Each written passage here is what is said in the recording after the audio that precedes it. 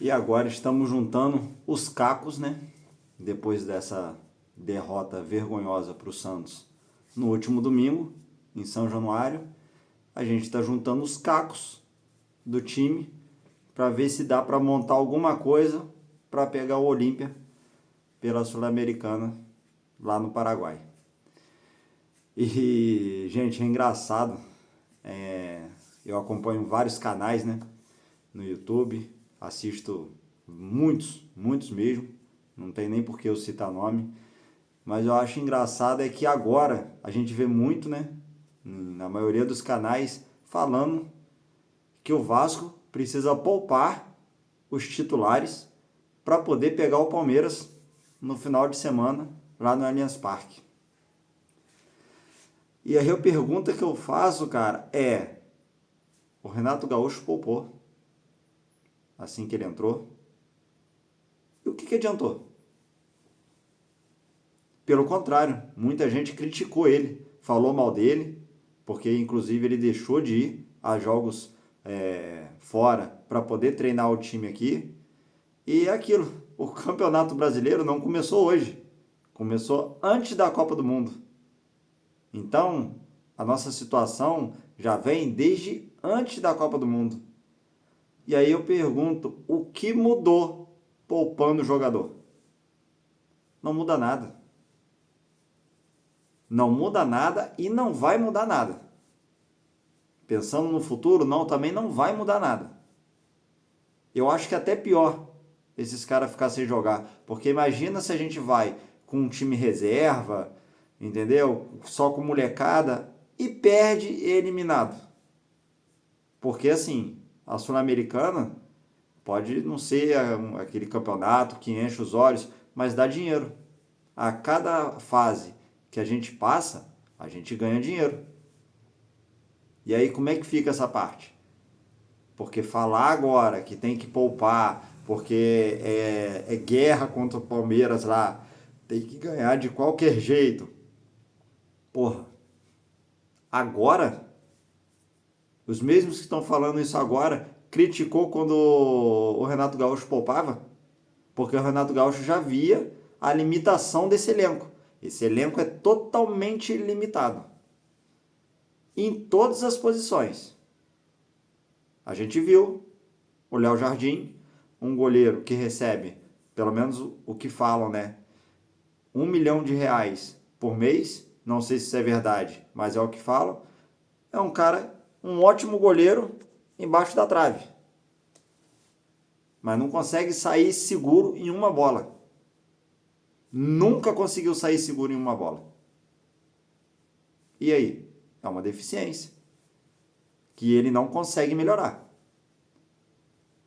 Então, é um time que é deficiente em todas as posições. Tem jogador aí que chegou no Vasco quando a 777 entrou. E já estava ruim. Montou o time no primeiro ano, já foi aos trancos e barrancos. E tem esses mesmos caras ainda, muitos de titular ainda. Então, o que vai mudar se você não muda os jogadores? E o que mais me assusta é que se esses caras são titulares, é que eles jogam melhores, né? Eles são melhores no treinamento tático, no coletivo durante a semana, para ser titular no final de semana. Então imagina o reserva. Imagina se a gente contar com os reservas em qualquer campeonato. Aí a gente está ferrado, para não falar um palavrão. Então, ó, tá difícil, hein, galera? Tá difícil. E eu, assim, se não vier um centroavante, né? Que hoje estão falando que o Alex Arce, daquele time que acho que tá jogando contra o Fluminense. Pô, entendeu? Tá pra vir, o Vasco tá interessado, mas depende do resultado do time lá contra o Fluminense para enviar uma proposta. O Vasco tá tranquilo. O Vasco tá com esse tempo para decidir. E outra, esse Alex Arce. Eu esqueci o nome do time. Eu não lembro do time, depois eu vou pesquisar. Mas, pô, o cara é muito parecido com o Verratti. Um pouco mais novo, claro, acho que ele tem 31, 32 anos. mas é um estilo de jogo idêntico ao Verratti. Aí, olha o raciocínio da diretoria. Deixou o Verratti sair porque a formação de elenco era baseado num jogo proposto aonde as características do Verratti não se adequavam ao time. Olha só a situação. Aí deixa o cara embora, traz Brenner e Spinelli, que o Spinelli em 30 anos de carreira teve um ano bom, que foi no último time que ele estava antes do Vasco, que aí sim ele foi artilheiro, mas o que? Campeonato equatoriano? Porra, entendeu? Aí deixa o Verratti embora, o artilheiro do Brasil por anos, entendeu? Não foi só um ano, foi vários anos seguidos, que salvou a gente, que fez gol decisivo, tudo. Para trazer Spinelli, para trazer Brenner, que foi artilheiro do Brasil, o quê? 2020, alguma coisa lá atrás, pelo São Paulo?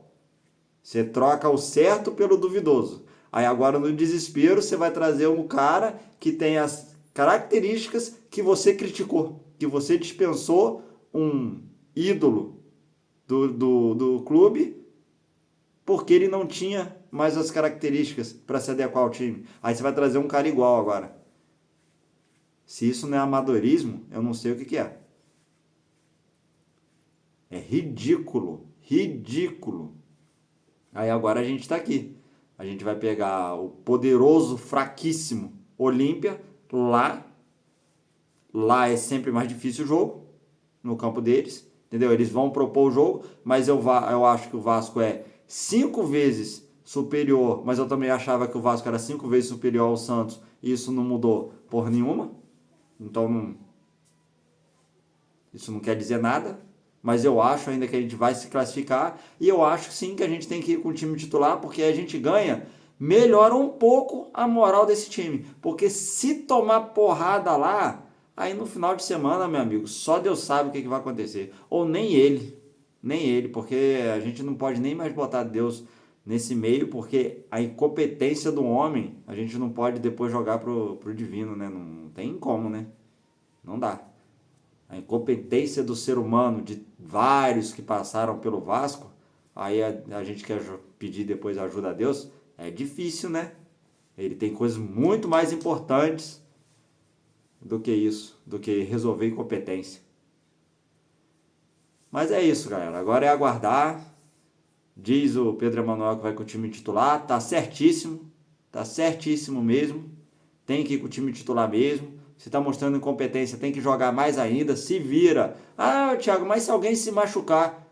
Meu amigo, o cara que vai entrar é praticamente do mesmo nível do cara que tá jogando.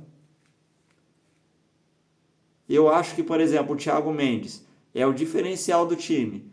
Mas eu escutei milhões de críticas de vários canais aí falando que ele não jogou nada, inclusive falou que ele sentiu o jogo porque ele não apertou a mão do Neymar. Ah, vai tomar naquele lugar, né?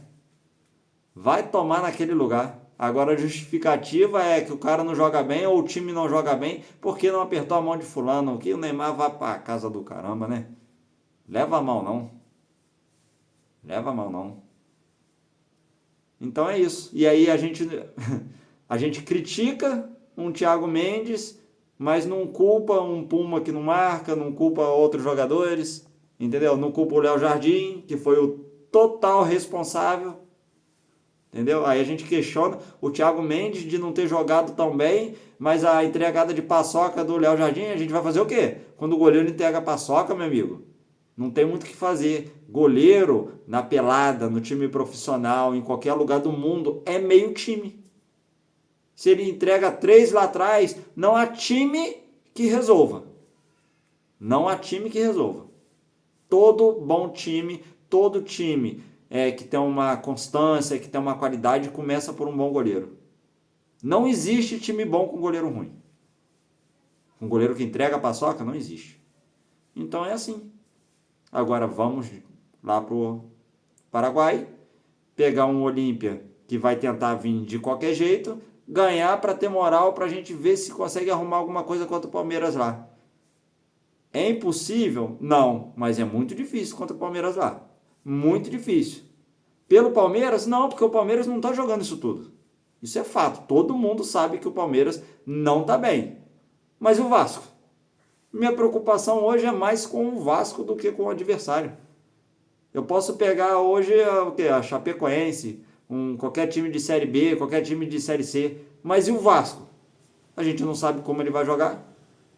Num dia ele joga, sabe, quase que perfeitamente contra um Fluminense e depois pega um Santos desse jeito.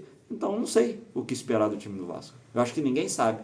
Então vamos aguardar. Vamos aguardar até quinta-feira, esperar uma vitória e esperar o final de semana para ver se a gente arranca algum ponto lá em São Paulo para não piorar ainda mais a nossa situação. Porque se chegar sabe, no fundo do poço a gente já tá, né? Eu não sei nem mais o que dizer. Mas assim, se complicar mais ainda, perder mais pontos, lá na frente vai fazer a diferença. E a gente vê aí time rebaixado por causa de um ponto, por causa de saldo de gols. E aí, meu amigo? Aí a vaca vai pro brejo mesmo. E aí o que a gente vai fazer? A gente vai chegar com La Máquia, cheio de dinheiro numa Série B? Pelo amor de Deus, né? Aí não dá. Mas é isso, galera.